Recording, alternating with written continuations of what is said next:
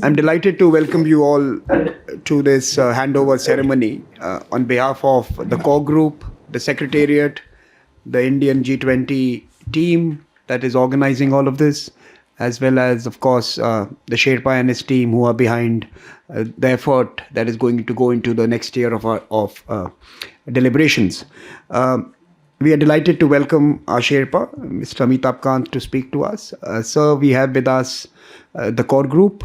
We have Jose, who is leading the Indonesian delegation of 7 experts who are part of the Indonesian Think 20 Presidency and Secretariat task forces as chairs and co-chairs. We have our task force members as well here, senior leaders from the academic and think tank community. And of course, we also have our Secretariat in the room, the Indian Secretariat in the room. So we would be privileged to hear from you. We would be delighted if you could share your thoughts, your vision, perhaps some of your energy as well, so that this would carry us through the next 12 months. So without further ado, let me welcome you and request you to speak to us.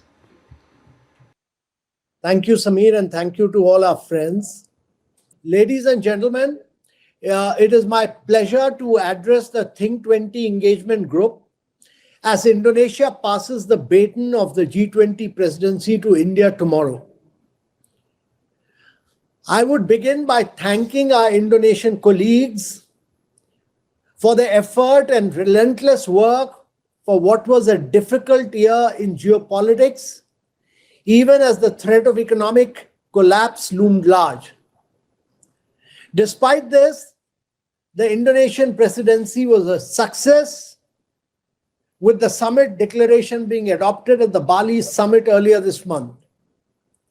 I am glad that India played in close partnership with Indonesia to ensure that we had a successful summit in Indonesia.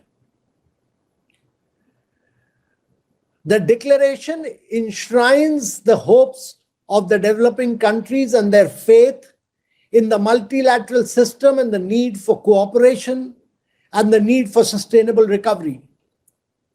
At this moment of global crisis, the world needs to focus on growth and resilience, and most importantly, emphasize on the progress of sustainable development goals.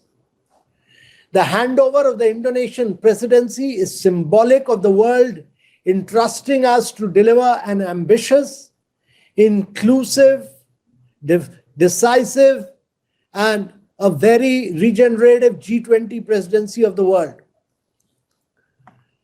We in India are assuming the presidency with the motto and value of Vasudev Kutumbakam, which translates to one earth, one family, one future. That is, that we come from one cosmic web and that there is unity in diversity. The need for inclusive growth with the launch of Lifestyle for Environment movement is critical for our presidency. India has the privilege of taking over the presidency of the G20 at a time when 3 developing countries are members are part of the Troika. We see this as an opportunity to change the narrative and put developing countries' priorities at the center. This is also a time to work with the developed world and make growth inclusive and broad-based. Green transitions, digitalization, and most importantly, life are common aspirations for all, and a global approach is essential.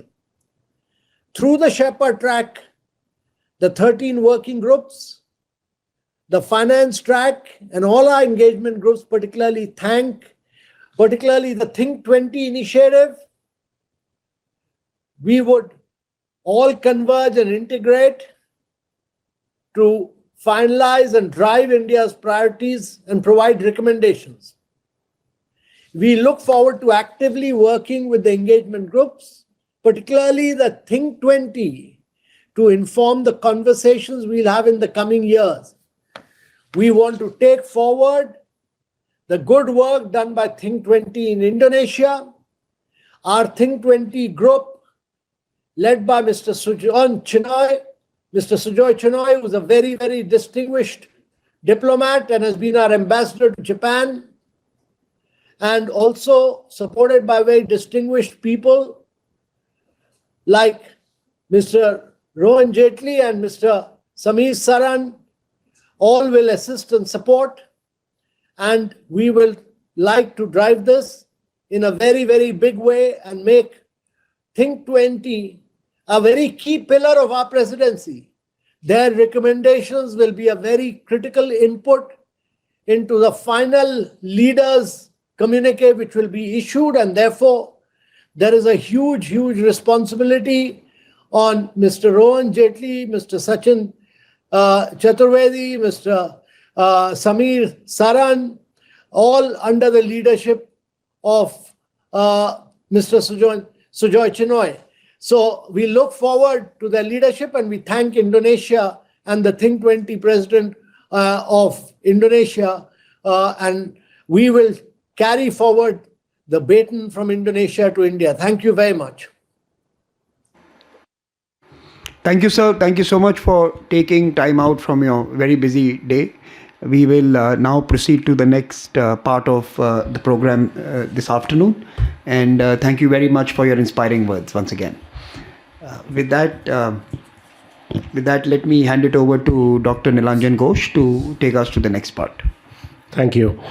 A very good afternoon to all the dignitaries and delegates present today, physically and virtually.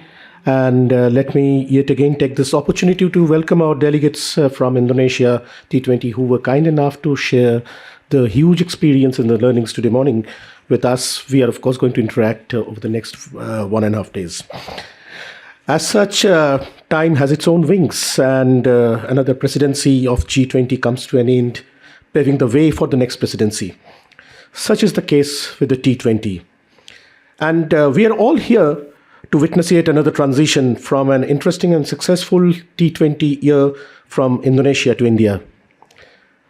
This is indeed a defining moment, and at that point when the T20 journey reaches another crossroad, and when the baton gets passed on to a successor by the predecessor. Today's tone has already been set by the G20 Sherpa from India, Mr. Amitabh Kant, who has also drawn up the priorities, imperatives, and the vision of the Indian G20 presidency. So, and in this session, where we're going to have the T20 chair handover ceremony, I'm extremely pleased to have the lead co-chair from T20 Indonesia, who will be joining us virtually, and our very respected chair of T20 India, the DG of Manohar Parrikar Institute of Defence Studies and Analysis, Mr. Sujan Chinay. And without further ado, I think it is pertinent that I request Mr. Chinay to address this August gathering witnessing this handover. To all the speakers, just time is of essence, so kindly stick to around 10 minutes. Thank you very much, Mr. Ghosh. Let me begin by acknowledging the presence, albeit virtual, of Mr. Amitabh Kant, the G20 Sherpa and his team. And let me also acknowledge the virtual presence of Mr. Bambang P.S.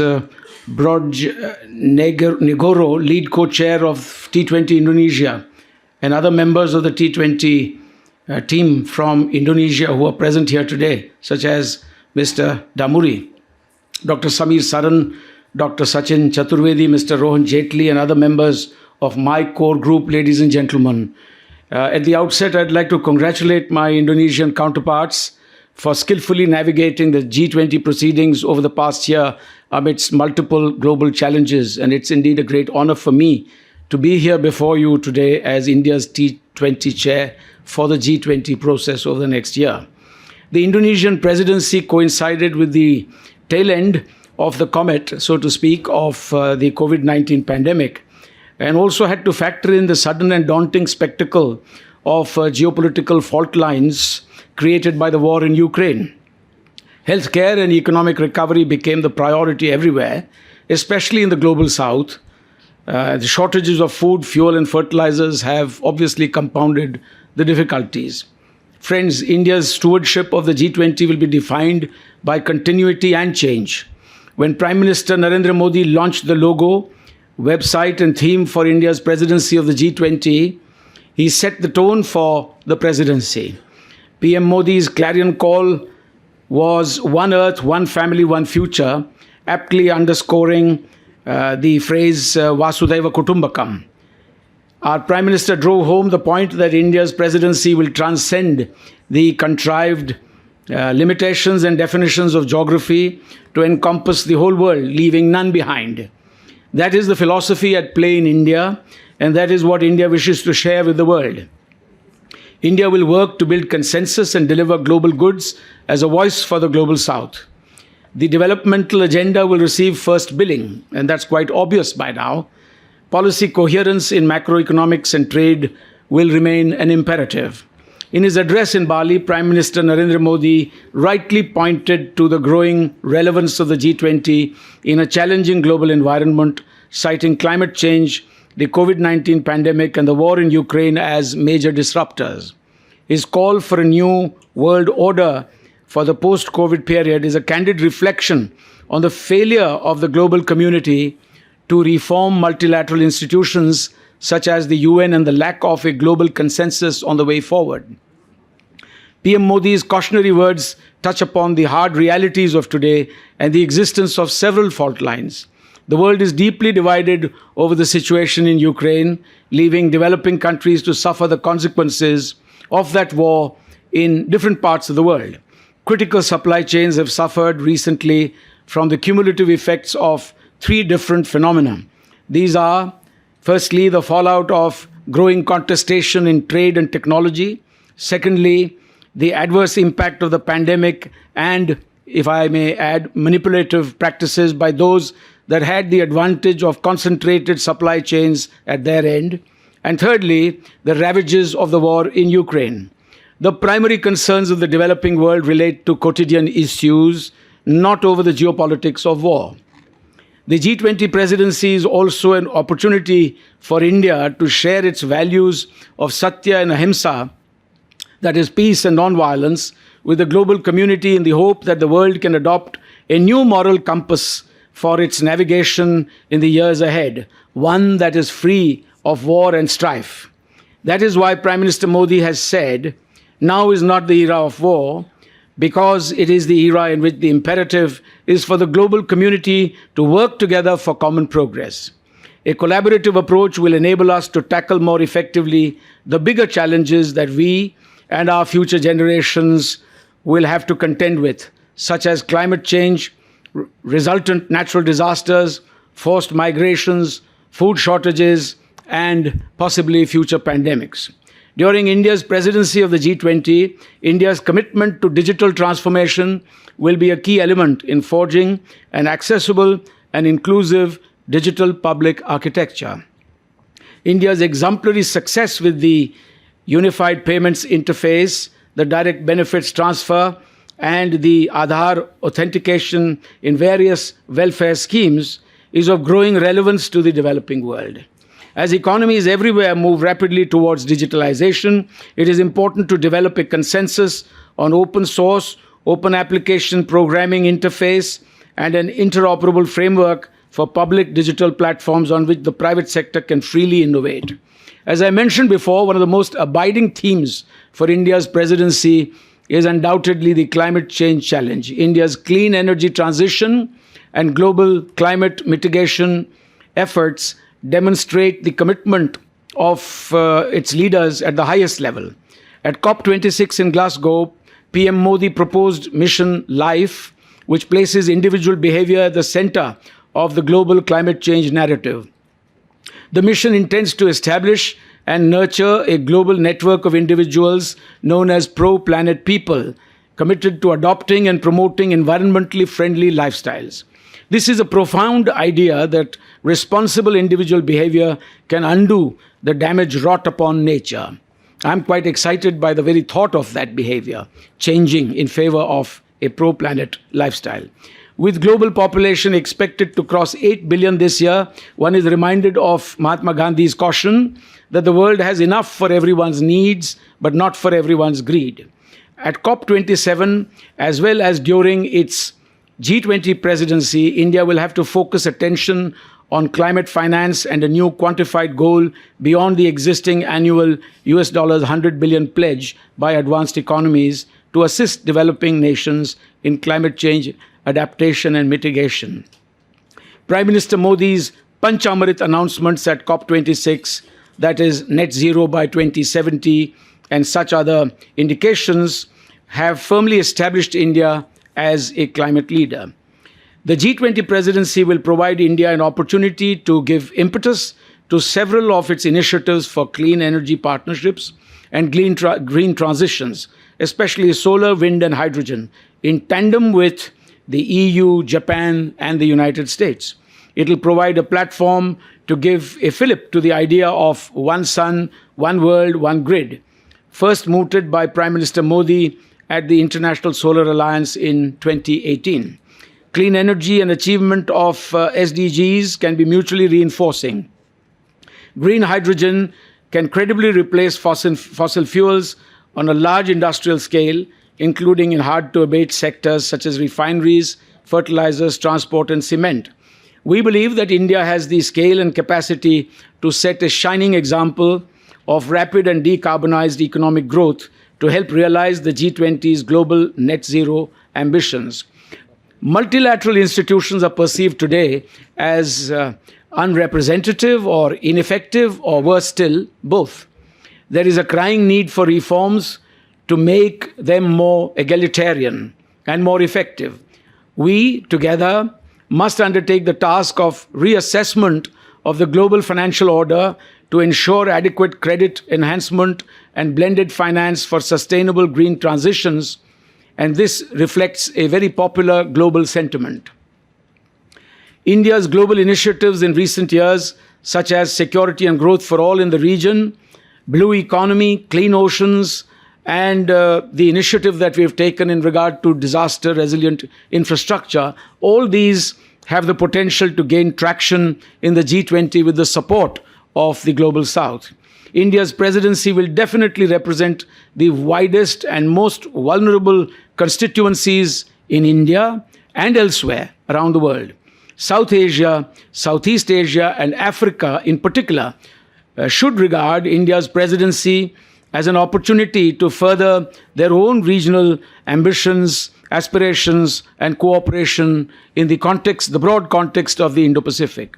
I believe the G20 presidency is truly India's moment and an opportunity to infuse new hope and point the world towards a values-based future, beyond mercantilism, the blight of the pandemic, war, and ideological chafing.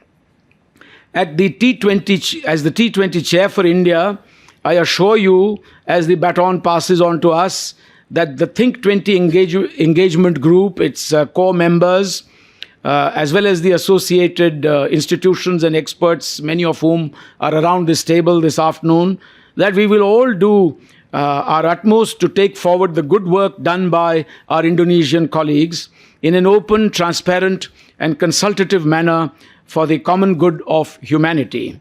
We look to working closely with the Sherpa track, the G20 Secretariat, as well as with other engagement groups. We hope to continue to consult our Indonesian friends as we move forward.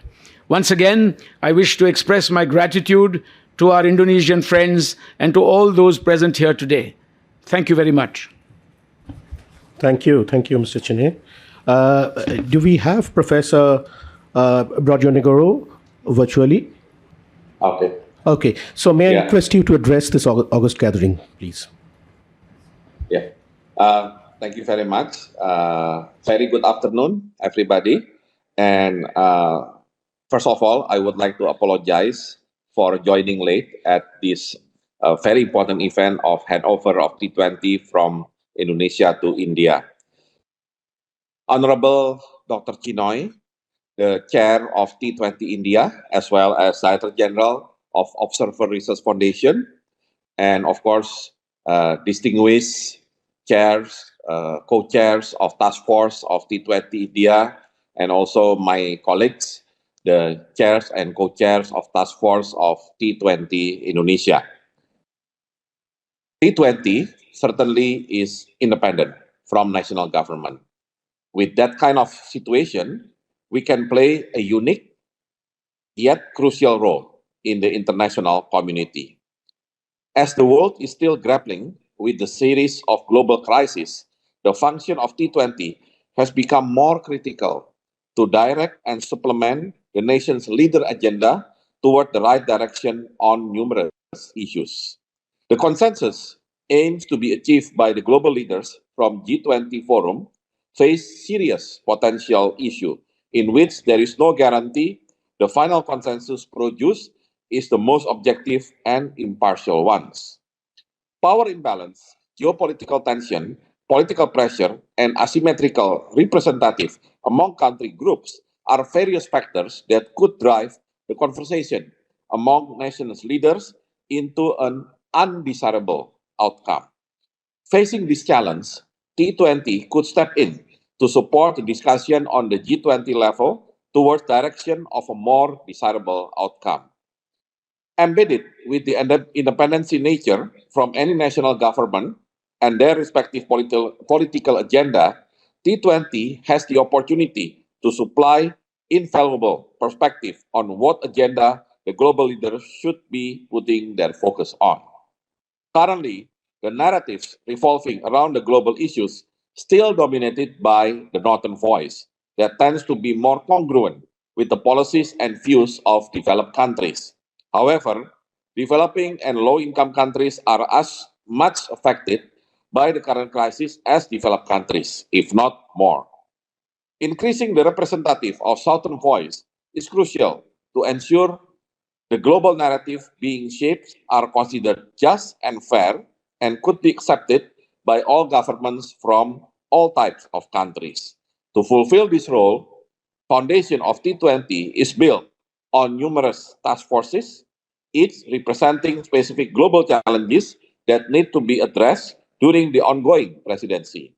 This gives T20 the capability and capacity needed to formulate the task forces such that it represents beyond the critical issues experienced by the host country. Though challenging, it is within the power of T20 to ensure its research agenda and formulation is equally representing both developed and developing countries.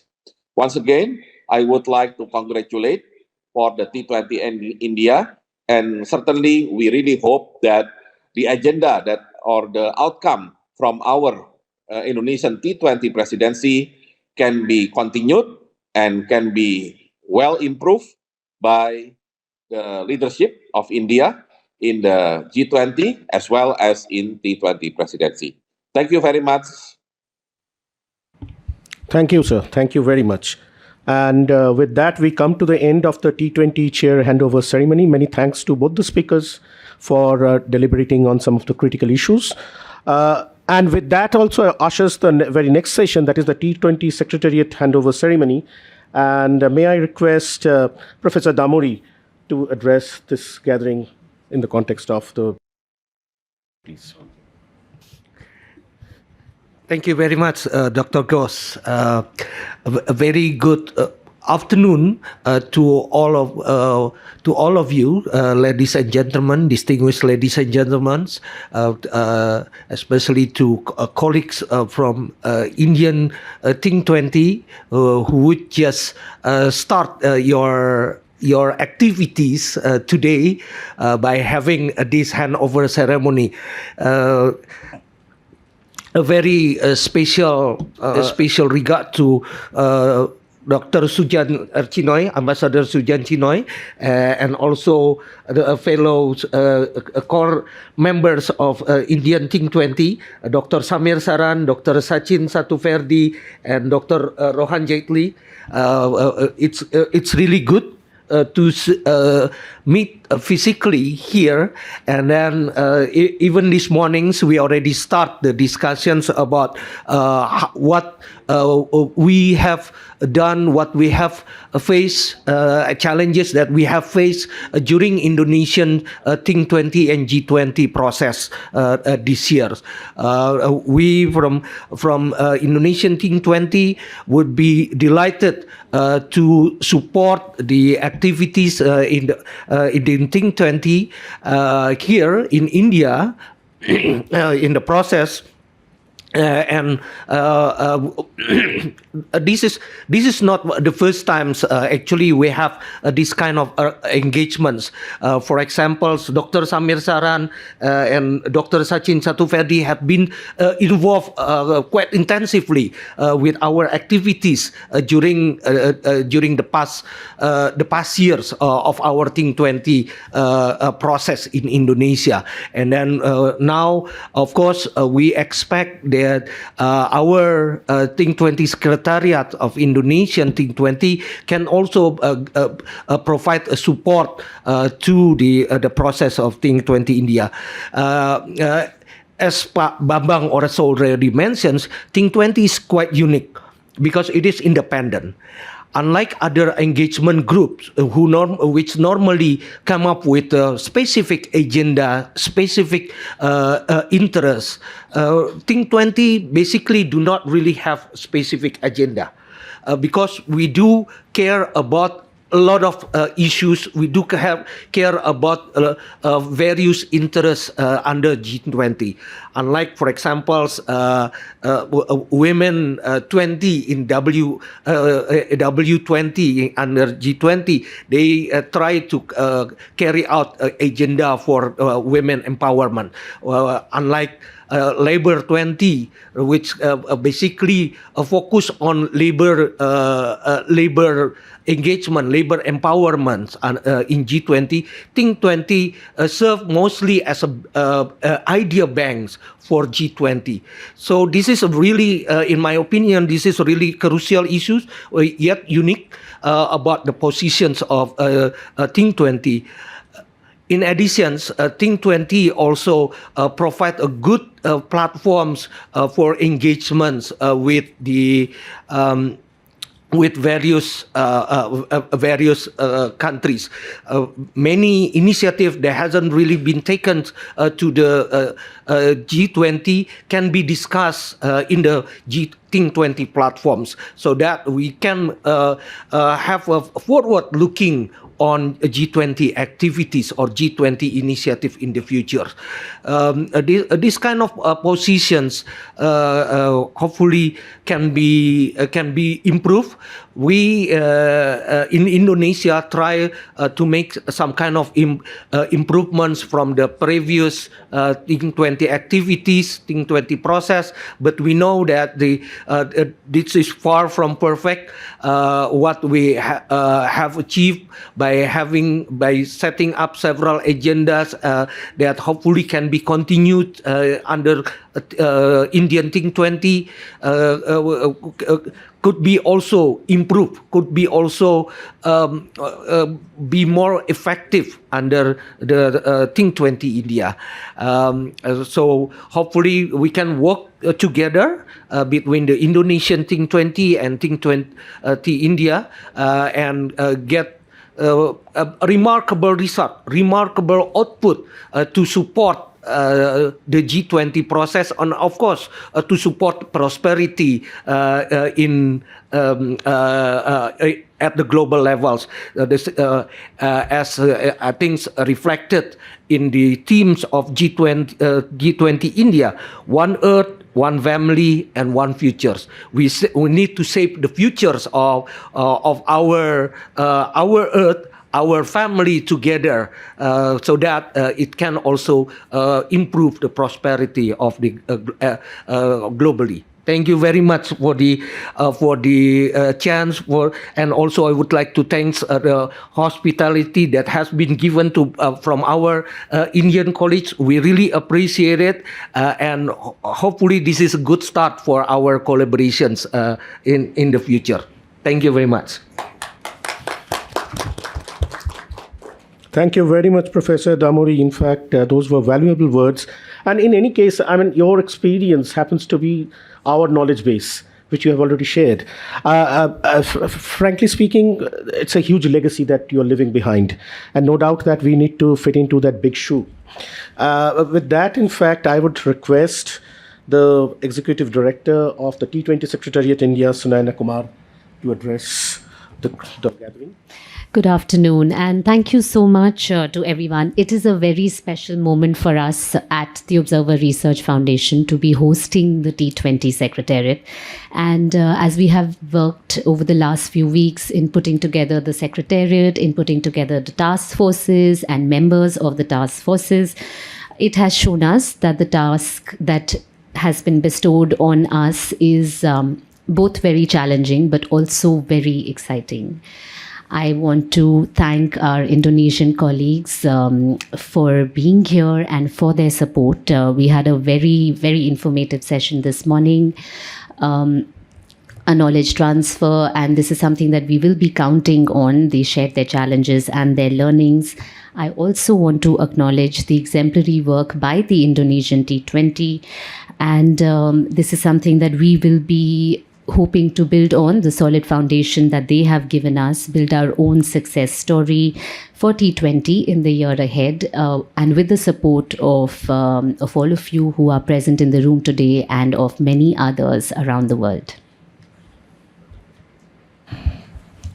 Many thanks, Sunaina. May I request Dr. Samit Saran, President, Observer Research Foundation and Chair of the T20 Secretariat, to introduce the India T20 Task Force Program and the calendar. Thank you, and thank you very much to Jose and the entire Indonesian team, to Ambassador Chinoy, Dr. Chaturvedi, Rohan, and the core group members who are not present here, and all of you with whom I've had conversations, some of you with whom I've had conversations, and of course others who have responded to our requests with alacrity. Thanks a lot.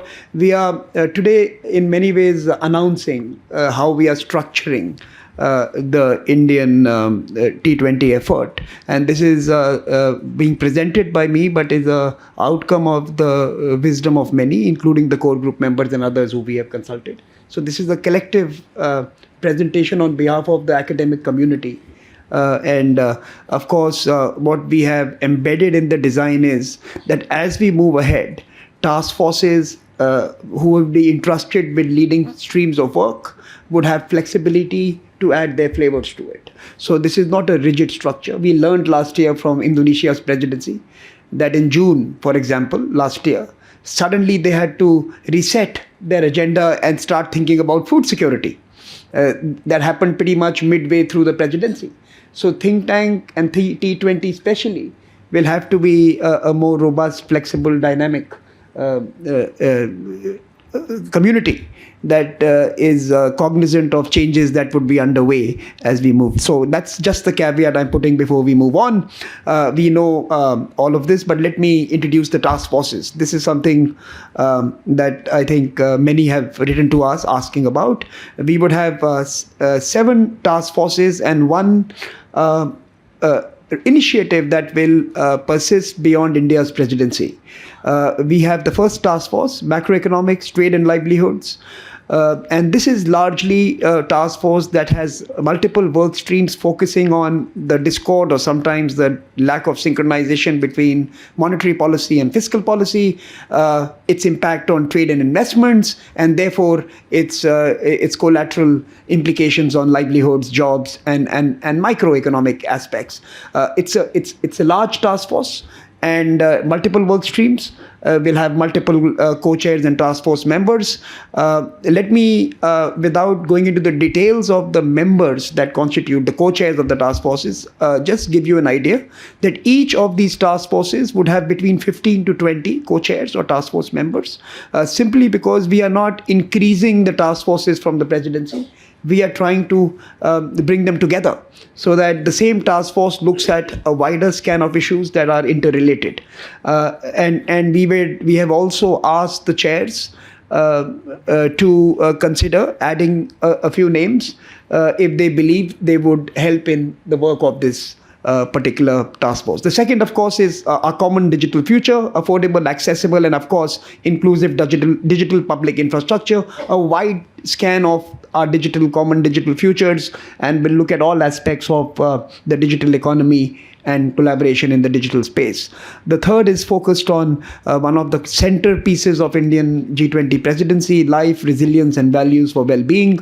And this particular task force, and I'm going to give you the name of the chairs in just a bit, would focus on sustainable lifestyles, consumption, and of course societal and community resilience. Green transitions, clean energy, and refueling growth is the fourth task force, which carries forward the work of some previous presidencies as well, and seeks to find ways of financing, of catalyzing, of accelerating these transitions. Who is best placed to respond to some of the core issues, and how do we get there? The fifth task force is purpose and performance. We are going to assess the global financial order, and this task force would suggest reforms to some of the development institutions, financial institutions, and of course development partnerships as well. Accelerating SDGs, new pathways to 2030. We know we have had a setback in the past few years, and the SDG task force is again perhaps one of the biggest task forces. Lots of work streams, which are going to be chaired by my friend Sachin, and I'm going to come to the names later. But again, this would be again a core Indian presidency obsession, as it were, and we are going to be seeking all your help in finding sensible, creative, innovative solutions.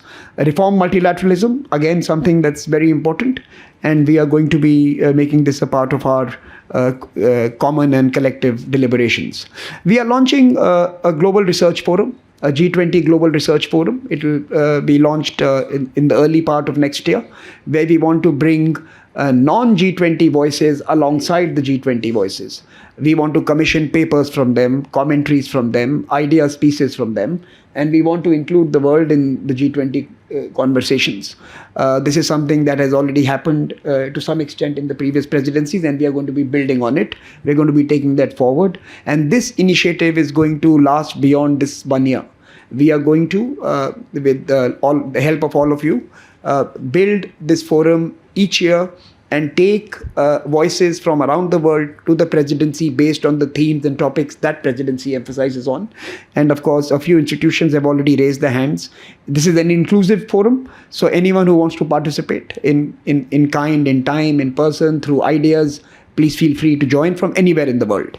Since we have 120 or 100 odd folks online at this time listening into this conversation, I welcome all of you to collaborate with us. Do write into the Secretariat, and we'll make you part of this initiative. We are also mindful that there are other global initiatives that have been launched in previous presidencies, and we are very happy to partner with them and work with them and ensure that the efforts they put in correspond and in some sense complement the agenda of the Indian presidency. We would be very happy to sit down and find ways to use those forums to discuss some of our important issues of this 1 year. With that, let me introduce the task forces and the chairs. We have both Poonam Gupta and Mr. Bhanumurthy, Dr. Bhanumurthy with us. Dr. Poonam Gupta and Dr. Bhanumurthy are with us today as well. Macroeconomics, trade and livelihoods, policy coherence and international coordination. And I will invite them to speak a bit later, but both of them are with us here. The second task force is on a common digital future. Sharad Sharma and Anirban Sharma will be leading this as host institutions and chair. Sharad will be joining us tomorrow. Anirban is with us already.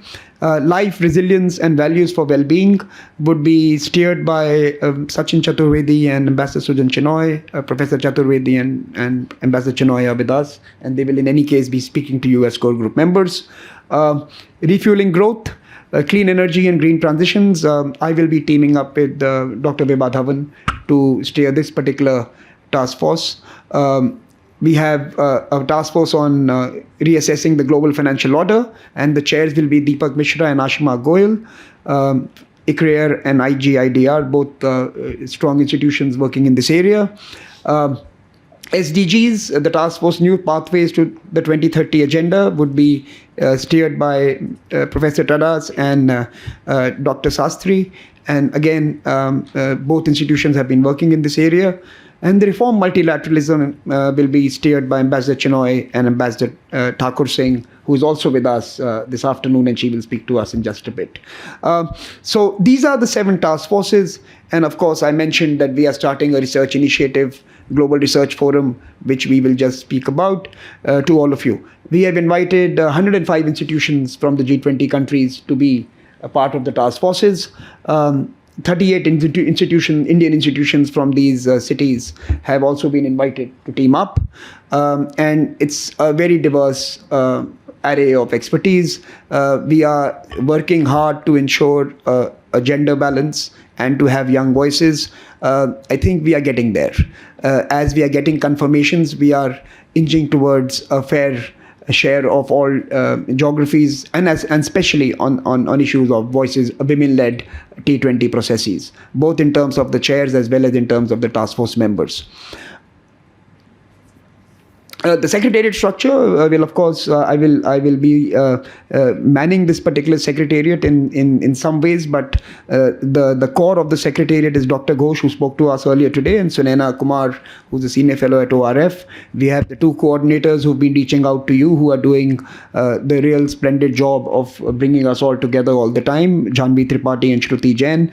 We have Dr. Malancho Ghosh, who will be in charge of the publications element of the Secretariat. We hope to produce a number of compelling contributions as policy briefs. We are also going to be inviting short form commentaries, which is a new Indian offering, which has not been done before. And we have also opened, and I'll come to that a bit later, we've also opened the ideas box for those who have good ideas and don't have time to share more. So we are going to have a research team led by Malancho, who will have Dr. Swati Prabhu and Debosmita Sarkar working with her to get the ideas part going right.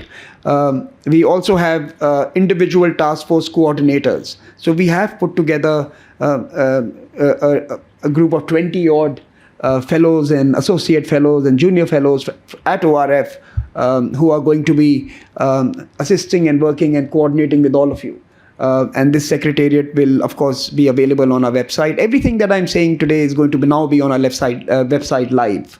So the descriptors of the task forces, the chairs of the task forces, and eventually in the next few days, even the task force members, the co-chairs, would be listed. We had sent out, as we mentioned, 113 invitations. We are now close to 80 confirmations. And we expect over the next couple of days, we will be close to that mark. After that, we would expect the chairs of those task forces to take it from there, fill up the gaps, mind the gender gap especially, and create a diverse group that can take care of the very large landscapes that we have entrusted you with. This is important in terms of all of us who are in the writing business of writing. Call of abstracts will be going out tomorrow. We are ready. We will launch it tomorrow morning. And by 10th of January, we are soliciting responses in terms of abstracts. We will send these abstracts to the task force members. And thereafter, we will reply to them by early February in terms of whether that abstract has been selected for publication. In this period, between 13th of January and 6th of February, the chairs would also be requested to see if there are gaps in terms of the proposals we have got, to solicit specific contributions from experts in their fields, so that we are able to cover the entire spectrum of questions that we want addressed in our presidency. So again, as you can see, it will be a task force led presidency, where all of you and your expertise and your innovation and creativity will contribute to the processes. The draft policy briefs we are expecting by 6th of April, and post reviews, plagiarism checks, fact checks, sanctity checks. We want to close all of it by June 1st, and that will be the job the research team at ORF Secretariat will be performing during this particular period. We have 4 big touch points during the year. The handover event, which is today, the first big meeting, the T20 Inception Conference, the opening convening would be on January 13th and 14th in Delhi. We'll have a mid-year event in late April, early May, and we expect it to be in a different city. we are veering towards Bombay, but it could be another one, and we'll come back to you on that. And finally, in Mysuru, we will meet for the T20 summit on August 1st and 2nd. Now, the Global Research Forum that we spoke about would have a number of events that those who have already stepped up, for example, RIS and Sachin have become co-creators of this research forum. And we have been speaking to a couple of others who are also thinking of contributing to this agenda. But we would have a number of events in between for this global research initiative, the Global Research G20 Research Forum that we are launching. And I can happily announce that on March 5th, we are going to create a global town hall of think tanks and academics, one day after ICINA Dialogue. And we are going to bring the non-G20 thinkers and folks from the community alongside others from theirs, and we are going to convene in Delhi. So all of this, what we are announcing today in this presentation, would be on the website and would be communicated through mailers and other information memos. We will also announce the International Advisory Board in perhaps the next week itself. We have had a conversation, and we will, as part of the core group, deliberate and close that particular aspect in the coming days. And Ambassador Chinoy and Rohan and Sachin and our other two members, we would all convene either virtually or through physical meetings to close this. We are launching the Ideas at T20 portal. This was a request from Youth 20 and from young folks that if we want to contribute to your deliberations and to your research activities, how do we get our voice in? So we are creating a 300 up to a maximum of 300 words ideas box where people can share their thoughts, concerns, solutions with all of us, and we will pass those on to the relevant task forces so that if any of them believe that that is an idea that should be part of our communiques and our recommendations, can we flesh it out and make it something that could be delivered to the leadership. This is again something that would be, I think, a first and a contribution from the Indian presidency to the process. And finally, we have introduced a commentary section.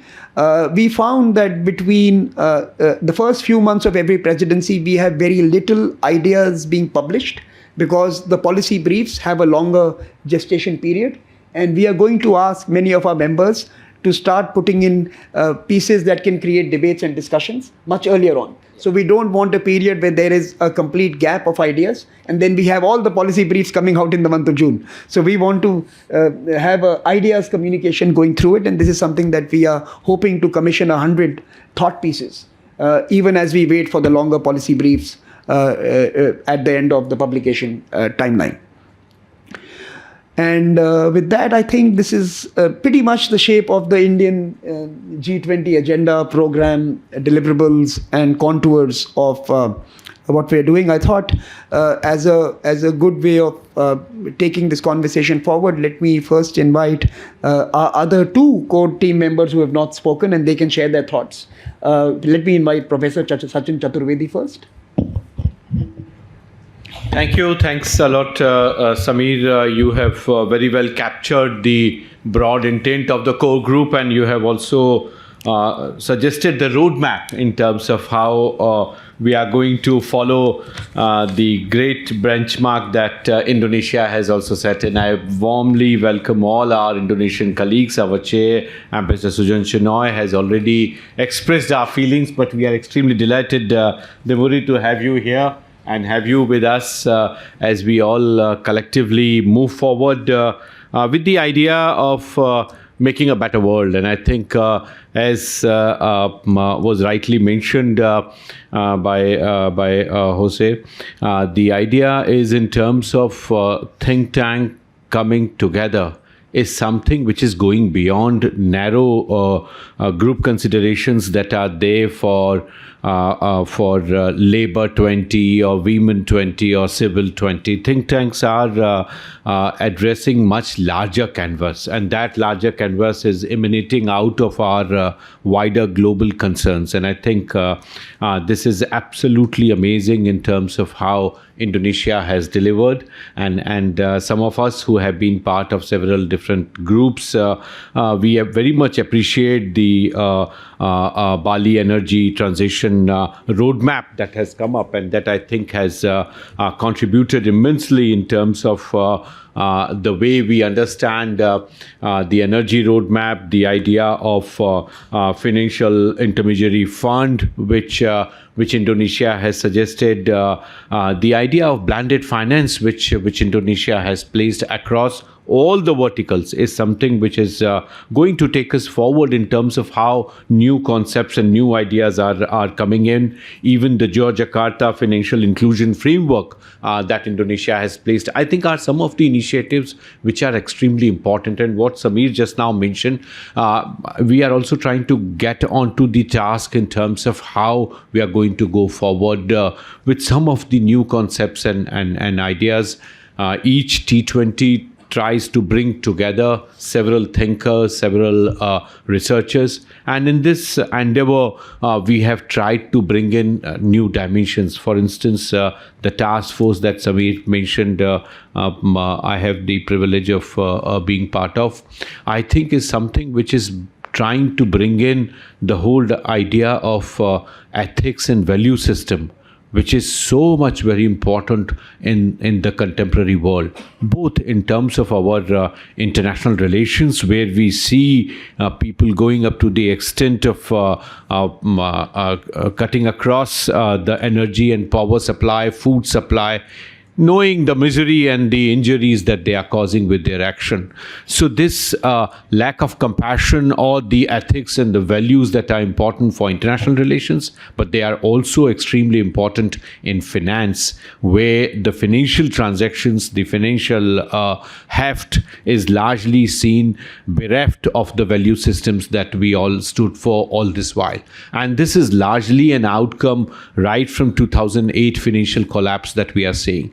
This is also true of artificial intelligence that Samir mentioned in terms of we are trying to address. So these are some of the new additions we are trying to bring on table, and that probably would provide further new directions in terms of how we look at the questions that are important. The efficiency and effectiveness with which Secretariat is working was very much evident in the slides that were placed here and shared with you. One point that Samir mentioned, and I would very much like to re-emphasize that, is in terms of our deliberate attempt to bring down the number of task forces. So instead of going up in 2 digits, we have tried to come down to one single digit. We have tried to narrow it down, as you can imagine, and we all had discussed. The Indonesian leadership was also there, our connect with the T7, and this is something where we are trying to have T20, T7 sort of dialogues that are envisaged. And that's where the Japanese T7 has also attempted in terms of focusing, what Samir said, of focusing and delivering. So that, I think, is something which is extremely important for us, and that was very much evident in our design of things that have come up. Last point that I want to mention is in terms of connect of the youth, and again, Samir very rightly mentioned, this was something we were extremely impressed to see how Indonesia could do that, and we are also initiating a major dialogue to connect with the universities, and Prime Minister has suggested to have 75 Indian universities to be part of the initiative. Tomorrow we are having a meeting with the Principal Secretary to the Prime Minister to launch this major initiative tomorrow morning, where we are trying to see all the in Delhi itself we have 7 universities. So we would have all the vice chancellors and select students of 7 universities, and we would connect with 75 universities all across the country. So idea, as Indonesia realized, is to work on 2 tracks for emerging economies. One is to prepare our youth and our young population to think in terms of international issues. So far, we all have been very domestic oriented, and very few people are international internationally connected. Second is to create capacity for future think tanks, future research institutions. How do we do that? And third is definitely to bring in them closer to the priorities which Samir listed. So that I think is extremely important for us to do that. We have huge agenda forward, and I'm sure with your support we would do it much better. Thank you. Thank you, Sachin. Now let me invite Rohan Jaitley to speak to us. Hi, good evening. The core group per se has been working on the lines of trying to keep the task force to a narrow, which Ambassador Chinoy, Samir have already highlighted upon. The intent on connecting the youth is just to try and expand in the broad base of connectivity on how the way forward is going to be. There have been troubled times that we've gone through. We saw revised agendas coming through in the previous presidency, and the intent is that through the steered waters that we're facing, where are we headed to? What is the concerted effort to bind everyone together and move them ahead to the presidency, which is going to start tomorrow? The essence of life, the task force, the economics, the financial order, the future course corrections that need to be done in a concerted effort to put them out with the G20 and the other nations, the international research forums. That's going to be a continued effort to make sure that things which have happened in the past are not repeated here on in the future. The Secretariat's been doing a great effort on to put the team together to make sure everyone delivers. Everyone, I'm obliged. Thank you. Thank you, Rohan. Just a couple of more inputs for all of us online and in this room. We are delighted now to have taken over also the social media handles and other digital properties that are passed down by the one secretariat to the next. This year, as part of our effort to connect with the youth, we are creating a new digital property. I think we are creating both an Instagram page and a Telegram page. So we will have 2 more digital properties to bequeath to our successor, and more headache as well, more work as well as we add these to the T20 family. And I think the statutory warning is that from later this evening, all tweets on the T20 handle are going to be the T20 presidency tweets, and I'm sure there is going to be a tweet alerting everyone to that changeover. But you're going to now see the handles being handed over to the next presidency. The website is unique. It is constructed by each presidency themselves, and we are already online. The task force descriptors and the chairs are now online. And ideas boxes and every other means of comms is now online. So we welcome everyone who's joined us virtually or in this room to use that website as well. We are also mindful that some of you may have creative ideas in terms of the design and comm strategy. Again, please feel free to reach out. It's not only the content and the conversations around research that is important, but also around communication and outreach that is equally compelling in this world today. So do share your thoughts, and we will continue to strive to make the public interface and research interfaces more dynamic and more contemporary. I thought that we should use this opportunity to also, because we have a big audience that is logged in today, to introduce some of the chairs who were able to join us this afternoon and hear from them.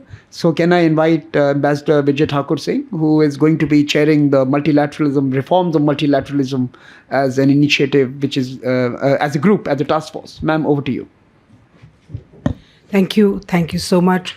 It is indeed an honor to be joining in as a co-chair of a task force, and a task force which will look at a long pending agenda on which we have been grappling with the world, which is the reform of the multilateral systems.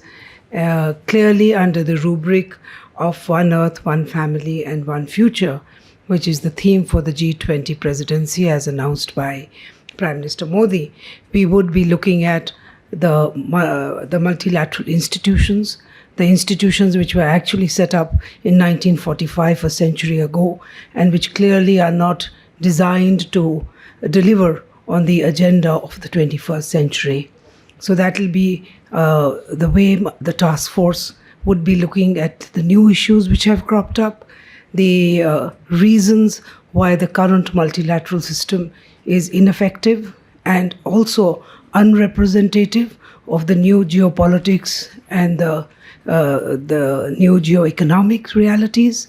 We need to bridge that gap, and clearly the agenda of development is there, and development can only move forward if we are able to even look at issues relating to financing. And you cannot have multilateral institutions working at cross purposes, so there would be a need to look at coherence and consistency of the international monetary, financial, trading systems along with the UN system. So broadly, we would be looking at, I would say, that these issues in detail. We have new challenges. We have the challenges of dealing with new and emerging technologies and the threats that they bring along with them, whether it is cybercrime or it is cyber threats. So these issues require new instrumentalities and new tools, and we need to be looking at those aspects as well. The structure which we hope that we can work along will be 4 work streams under task force working with reformed multilateralism. One will be policy coordination between multilateral groupings. The second would be towards a more equitable, transparent, and effective WTO. G20 proposal for UN reform for a multipolar world. Fourth, global digital governance and institutional frameworks. So under these 4 streams, we would be looking at various issues that and we have to recognize that reform of multilateral institutions has been recognized some time back, but there has been little movement. And the Indian Presidency, Prime Minister has announced that reform of the multilateral institutions would be an issue which would require global attention and, in fact, a global way forward. So we hope to work on that. India is going to be taking over, in fact, tomorrow, even the presidency of the UN Security Council. And one of the topics on that is reformed multilateral, one of the focus areas as India will be taking over at the UN, the presidency for the month, August. It will be reformed multilateral along with counterterrorism. So I'll stop here at the moment, and then as we begin our work, look forward to working with all the team members, and we hope to have some ideas on the table. Thank you. Thank you, Ambassador. Can I turn to Dr. Poonam Gupta? And she is chairing the task force on macroeconomics, trade and livelihoods, policy coherence and international coordination. Over to you, ma'am. Thank you. Thank you, Sameer. Thank you, everybody in the task force for asking me to co-chair this task force on macro, trade, employment and livelihoods, issues which are very important, which have always been important. But last 3 years have been particularly challenging on multiple counts. We know all the challenges that have occurred, but let me just recount some of them very briefly. COVID has been, of course, once in a century shock. In order to respond to this shock, countries have stretched their entire policy space, whether it's fiscal, monetary, or otherwise. Now, the question is, when the policy space is so stretched, how is growth going to come about? So when fiscal deficit and debt levels are at unprecedented high levels, inflation has breached whatever targets countries had, the spillovers which are happening from the monetary policy action of some of the largest countries to others, employment has remained a challenge and has become a bigger challenge. There's a challenge of skilling. Trade is not what it used to be. There is protectionist tendencies across countries. So how does one ensure growth? I think there is need to think about what would a new growth model look like for countries. And it's not a problem of just emerging market or developing economies. It's a problem that even advanced countries face. And in the midst of all these challenges, how do we ensure that any narrative around growth, employment, or livelihoods is not considered to be a zero-sum game, and that we are in it together? And how do we ensure that the people or countries who are not present in the room, their voices are also accounted for and heard? So in that respect, the core group has really set up an excellent agenda. So congratulations for that. And on behalf of the group that I would be a part of, as well as the think tank where I'm currently NCER, I would be very happy to extend any support that I can. This new initiative that was just laid down by Mr. Saran on Global Research Forum is another very excellent idea, and something hopefully that will be lasting to make sure that we come together as a community. As I said, it's not a zero-sum game at all, and we should not treat it like that. So I would be very happy to work along with the group in whichever way I can. And I also extend the support of the think tank where I currently work, which is the National Council for Applied Economic Research. Thank you. Thank you very much. Can I now request Professor Bhanumurthy, who will chair alongside Dr. Gupta the same task force? Yeah, thank you, Samir. So first of all, let me thank the Secretariat for involving me to this task force on macroeconomics, trade and livelihoods. And I'm glad I'm going to work with Poonam and others. As Poonam already pointed out, I think the challenges for the G20 is going to be much more. Right now compared to even the post-global financial crisis.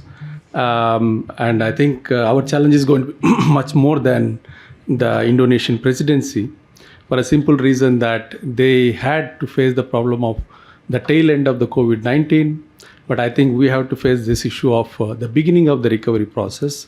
And we all know that the recovery is already uneven. And I think the T20 has a major role in bringing more ideas onto the table to see how we can have a coordinated recovery process.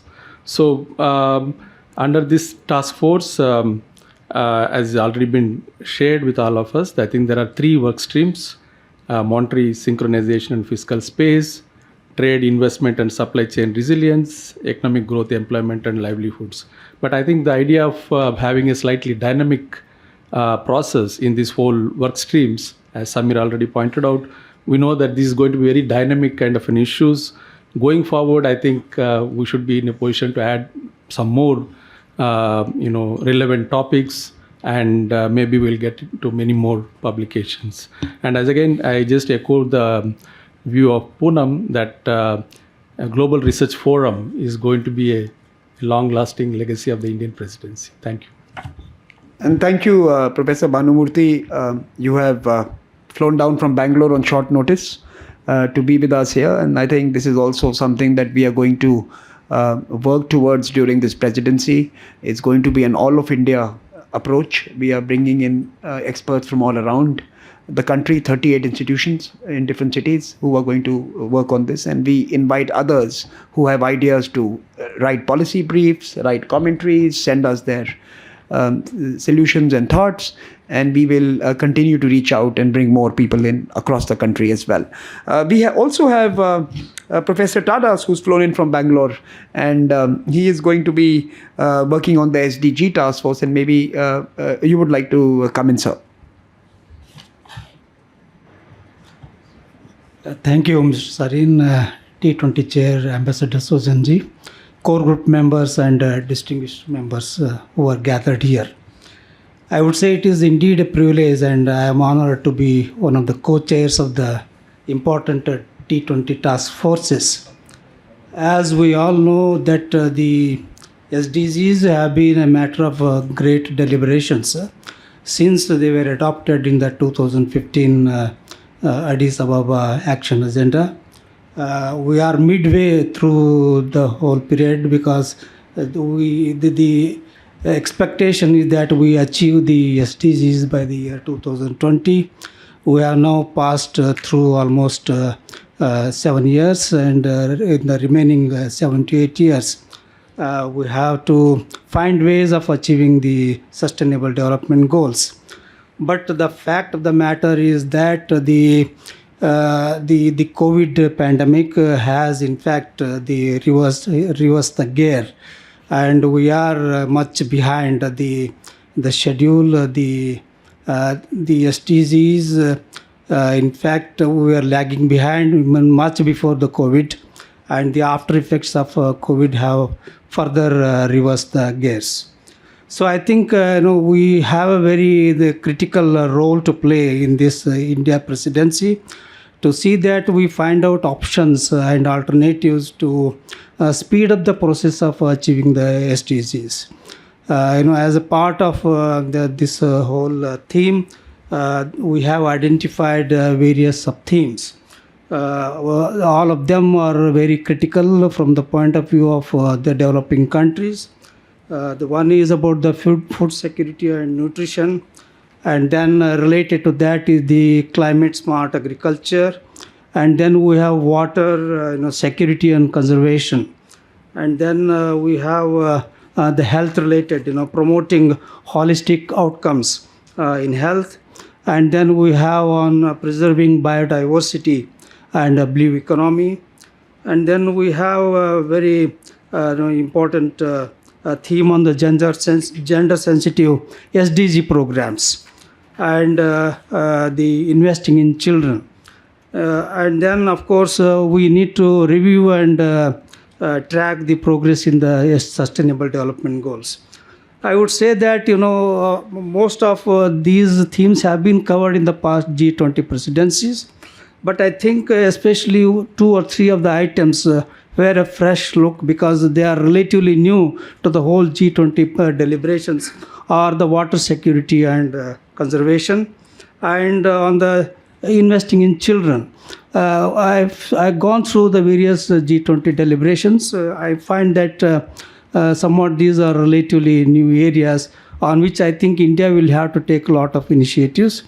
I look forward to working with all the members, and it will be a very interesting time.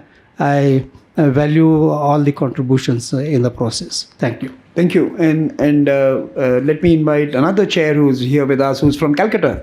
Let me invite Anirban Sarma, who's going to be leading the digital task force. Anirban, do you want to come in? Yes, thank you so much, Dr. Saran. It's a pleasure to be here. And of course, we will be speaking at some length about the chair's work tomorrow in greater detail. I would just like to say that, it is a pleasure for me to be co-chair along with Mr. Sharad Sharma of the digital task force, which is called Our Common Digital Future, Affordable, Accessible and Inclusive Digital Public Infrastructures. But, although the task force talks about DPIs in its very title, we will, of course, be looking at much else in our work streams other than digital public goods and digital public infrastructures. DPGs and DPIs are important, as you know, because India is quite a world leader in terms of some of the digital infrastructures it's been able to set up. Aadhaar, UPI, these, of course, come to mind right away. But there are certain other things we need to look at. What's going to be very important for us in the years ahead, Dr. Saran and colleagues, is the idea of building a global digital commons. A commons that is accessible to all, affordable by all, and can be drawn upon at length by citizens not just of India, but also of G20 countries and the world as a whole. This will also mean, putting in place structures that allow digital entrepreneurship to flourish, digital skillings, the creation of jobs, and there will also be a strong focus going forward on social protection and digital financial inclusion. Once again, digital payments is something we have been able to demonstrate some leadership in over the last few years, and it is now strongly demonstrated that these digital payment infrastructures that we have been able to put in place have had a very strong and positive effect on digital financial inclusion, especially of traditionally disadvantaged groups like women. So, again, these are the kinds of things that we will focus on strongly in our work on the digital task force. Finally, and this is something I'd like to emphasize, we need to remember that the Indian presidency of the G20 is coming at a time which is the exact midpoint of the 15-year period that we have to achieve the 2030 agenda, right? We are 7 years into the agenda, we have 7 years to go. So almost everything we do in our digital interventions must take on a very pro-development orientation. We must work strongly together towards achieving the SDGs. So thank you. That in a nutshell is what we will try and achieve in our work in the T20 through the digital task force. Thank you. Thank you, Anirban. And now, turning from India, let's turn back to Indonesia. I'm going to invite two colleagues to speak to us on their work and perhaps their expectations from the Indian presidency. I'm going to request Professor Riyatu Mariatul to speak first, and then I'm going to come to you, Professor Damayanti, to come share your thoughts. But over to you first. Thank you, Dr. Samisaran, Ambassador Sujan. And it is very exciting to be here actually and listening to the concept from the T20 India. And as you all said that the efficiency is on the structures, on the secretariat, and the combination of the task force that keeps expanding the inclusivity, I think will be much of a value added improvement going forward. We look forward for close coordination, the technicality, and all the collaboration that can be done. Especially, I think. Even in the context of T20 Indonesia, the Troika is not only that we are supported by the previous presidency, ISP from the T20 Italy, but also from the think tank network from the India. Therefore, the initiative of the G20 Research Forum is launched in the G20 summit, and also the voices of emerging countries like our side event. The JSIS conducted the global dialogue in that sense. I think it will be much of the creativity next year, and I look forward to actually in that process and a good success for the T20 India. Thank you. Can I turn to you, Professor Damayanti? Thank you very much, Dr. Samir Saran. Greetings, Your Excellencies, Dr. Sujan Chinoy, and all task force leaders here. First of all, I was touched hearing to all the opening and all the colleagues here expressing their thoughts, and I don't know, maybe my name is Damayanti is Indian, so I feel this connection. But I'm very touched with this values-based future. I think in this day and age where we are questioning where we are heading in the midst of all the turmoils that the world is facing, value becomes a key. So I think my heart was touched with this underlying values that India and then the southern countries. It's very amazing that Indonesia, India, and then Brazil, all this southern leadership. It is time for the southern countries to put values into the leadership for the world. So I think this is a very, very important moment in time. Rightly, you've touched the right keywords here. And then the 7 task force from 9 to 7, but it's still also very, very holistic. I'm sitting here and I'm thinking, okay, I think I should be part of the policy brief here. I think I have to submit abstract here. So here I am sitting down. No, if you tell us which ones, we will add your name now. task force number 3, values, So anyway, I just would like to congratulate you all, and I believe that the future will lie in the Southern leadership. And thank you so much for this opportunity. Thank you. So as we conclude this session, I thought we'll bring in some different voices from around the table who are going to be contributing in the task forces as well. I thought I'll invite Radhika to speak, Nisha ji to speak, Uttam ji to speak. I thought if we could have some views on your aspirations, your thoughts for the presidency, and then finally have the final word by the chair as we conclude the session. But let me start with you, Radhika. Thank you, Samir. Thank you so much for inviting me to be a part of this task force, which is incredibly important. Of course, it has a very wide ambit, as the chairs have already mentioned. And I think that the question that you raise about economic growth, employment, and livelihoods is a particularly important one across the globe. As Poonam mentioned, I mean, there is a big challenge about what is going to be the new growth model. And an even bigger challenge is going to be where are the jobs going to come from? What is going to be the nature of that growth process? Is it going to be employment intensive or not? Given the rapid technological changes that we're seeing globally, does that create a challenge of creating jobs? What we've also seen post-pandemic is that the nature of the labor market is changing. You're seeing increasing informalization of the labor market across the world. While this is a serious concern for developing economies, and we hope to voice that, given that the troika of the G20 is from the global south at this point. But even in the advanced world, we have seen increasing gig work, proliferation of non-standard forms of employment. So the challenge of creating good jobs, well-paying jobs, is something which is very crucial for the G20. And from a macroeconomic perspective, I think it bears even more importance, because if we're not able to create good jobs, where is the aggregate demand in the macroeconomy going to come from? So I hope that this group is going to be able to provide some constructive solutions to this problem. Thank you. Thank you, Radhika. And Dr. Nisha Taneja?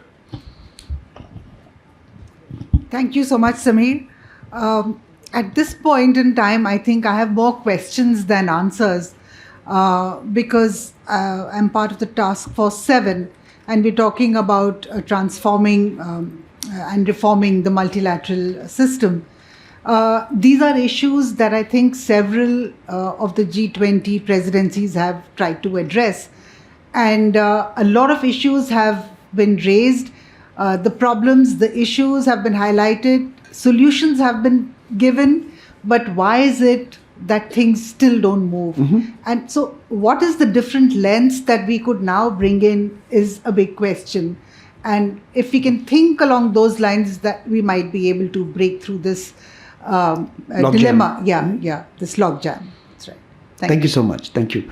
Dr. Pamidua, can I bring you in, ma'am? Well, thank you very much for inviting me to be a part of this secretariat, and also the first task force on macroeconomics, trade, and international coordination. I think many of the issues have already been described by both Poonam and Bhanumurthy, and I feel that right now what is very important globally is the coordination between monetary policy and fiscal policy, that one policy cannot reverse what the other policy is doing, and how this coordination should happen, and what is the role of trade in this when all the economies, most of the countries are slowing down or heading towards a recession. So which economy would act as the locomotive for growth? So that is a big question mark. How do we get out of this state of slowdowns? And also what it will do globally to economic growth, and what are the implications which are not so clear in terms of numbers, in terms of what is the growth rate, but how are we affecting livelihoods and poverty, and how do we tackle all these situations? So I think the task is very challenging for these areas, and I look forward to working on all of these issues. Thank you. Can I bring in Dr. Uttam Sinha? Thank you, Samir. I was just looking at the sheets, and I find myself in Task Force 6, which is the SDG, which Mr. Tadas will be leading. And the SDG has been quite along in this discussion of the G20. I think the whole idea, and I think what strikes me in the SDG Task Force 6 is the whole emphasis on water security. And I think this is something quite new to look at. I believe there are going to be two challenges as such.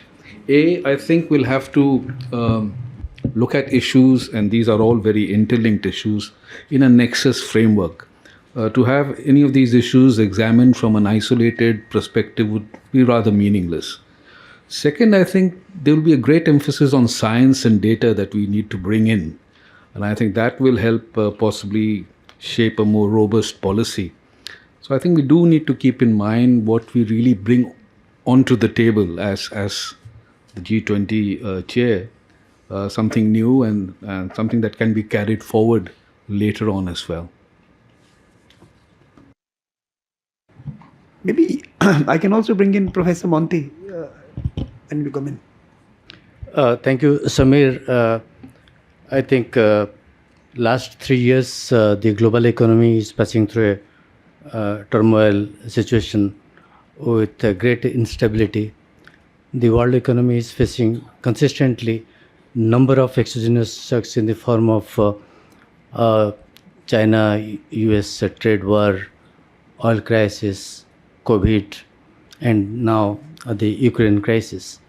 So there is now very great linkages between the international connect with the domestic connect. I think as we see from the literature and our own experiences, trade has been a major factor in terms of determining growth in many economies.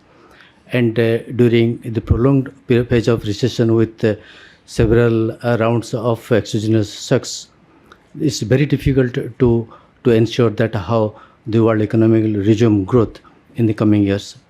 The process of recovery has already started, but it is still uneven. In that situation, how to manage external economies with the domestic policies is a critical issue, I think, which we'll be discussing in this Task Force 1. Thank you. Thank you, Professor. And the final input for this afternoon, let me turn to Dr. Shelley Kedia, Senior Fellow at the Terry Institute. And Terry, of course, Vibha would be chairing the Green Transitions Task Force, but Shelley, let me bring you in. Yeah, thank you so much. I'm speaking on behalf of Terry, the Energy and Resources Institute, and thank you so much to the core group of the T20 Secretariat to invite Terry to co-chair the Fueling Growth Task Force, which is a very, very important topic. I mean, from the point of view of both the economy as well as the environment. We've been also invited for the Life Task Force. So, you know, we're happy to contribute to both these task forces, and we look forward to working together with other experts as well as the T20 Secretariat on this particular aspect. Thank you so much. Thanks, Shelley. Let me turn to two other task force members. And Shelley, we look forward to Terry's leadership on the task force on refueling growth.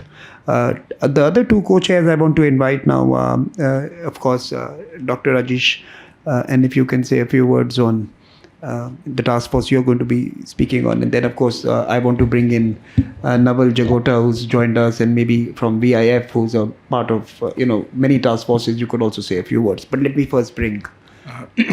Thank you, Dr. Sharan. I'm part of this 7th task force, and I think this is a huge responsibility and a great challenge here. I think almost all these 4 areas have been the part of multilateral discussion for a long, whether it is policy coordination between multilateral groupings, or the reforms of the WTO, or whether it is UN reform itself. So this is a huge challenge, but exciting. I think with our knowledge, experiences, and energies, we can make it forward. So looking forward. So Anjali, I didn't. You've also come in. So come in now. You can't escape that. Since you joined us, you're going to also speak. But let me first turn to Naval and then come to you. Naval. Thank you, sir. VIF would be looking forward to this very collective and practical ideation during the year, especially under the idea of Vasudev Kutumbakam. So, therefore, we look forward to participating in 2 task forces under the accelerating SDGs and traditional and life, in which we would like to contribute towards traditional medicines and the sustenance of those in that practical area. So we look forward to participating in that. Thank you. Thank you, Naval. And I promise you the final intervention. So Anjali, I saw you, so I had to bring you in. Thank you so much, Dr. Saran. Really glad to be part of this particular task force on greening, of the green transition. As NIPFP, we'd like to contribute on thinking around finance, which I think has been a thorny issue even at COP27. So, we're going to imagine what the changes in the economy would look like over the next couple of decades, as well as looking at sources of finance. So thank you so much and look forward to contributing. Thank you. And as we conclude this evening, the session, let me alert you that we'll take a break of an hour, and then we have the head of AFD from Paris, who's down here, and he'll be speaking to us on development finance, and that will be followed by dinner. And we thought we'll get our ideas and conversations going immediately. So we invited him to speak to us as he was visiting, and we thought it's a good opportunity to bring them into this conversation. But as we conclude this session, and as you can see, we are going to be on time, and that's hopefully going to be set the tone for the rest of the year. We will meet the timelines. Let me invite back the chair of the core group and chair of the India T20, Ambassador Chinoy, to speak to us. Thank you very much, Dr. Saran, for giving me this opportunity once again. You asked me to have the final word, but I dare say this is only the beginning. And as we have seen today, we are looking ahead at a monumental task, a huge challenge, a great opportunity for all of us to make contributions for the common good of humanity. I think the G20 comes with a responsibility that we must accept with great humility.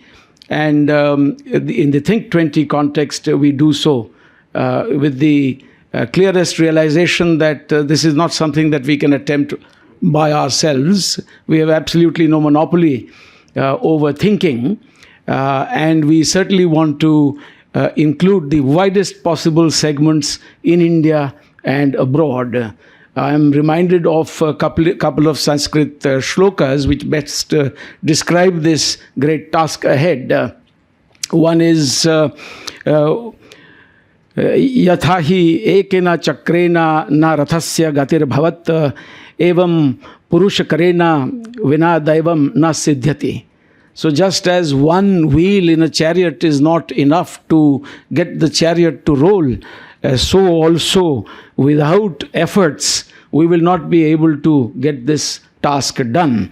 And there is another very apt Sanskrit shloka for this task that lies ahead, and that is Udyamena hi siddhyanti karyani na manorathaya na hi suptasya simhasya pravishanti mukhe mruga. So just as only hard efforts and endeavor will bring about achievements, so also a deer does not automatically enter the mouth of a sleeping lion. We cannot be sleeping lions. We have to wake up and meet the challenges head on. I have a couple of suggestions also. While I thank each one of you for the variety, the wide, diverse variety of views that you shared with us, which is food for thought, which is guidance for our work, we must keep in mind at all times this very important aspect of gender equality. And I congratulate the Secretariat for having done a wonderful job in that regard. The Secretariat must also be complimented for the absolute speed and scale with which Mr. Samir Saran and his team have got us to this wonderful start. I don't quite know what speed you run at, but you would beat anyone in a 100-meter dash, you know. I can vouch for Dr. Sarin's work and the alacrity and efficiency with which he has got us off to this wonderful start. I think one very important thought that occurs to me is outreach to the youth. And by that, I do not mean just the youth across India. I mean the youth across the world. And how do we do that? So I have a couple of ideas here. While the working language for the Think 20 appears to be the English language, we must request the G20 partners, particularly the Troika, to see if the best of our works and publications on the trot, on the fly, can be translated by them, that is to say previous G20 secretariats, and put up on their respective websites. If that can be done, then we will have added a new dimension to the Think 20 work that we are attempting in India. Simultaneously, I would suggest that the good work being done by the Think 20 engagement group and individuals and institutions should also be translated not just into Hindi, but also into multiple other Indian languages and given much wider traction across India. If we can do that, we will have obviously achieved a great deal.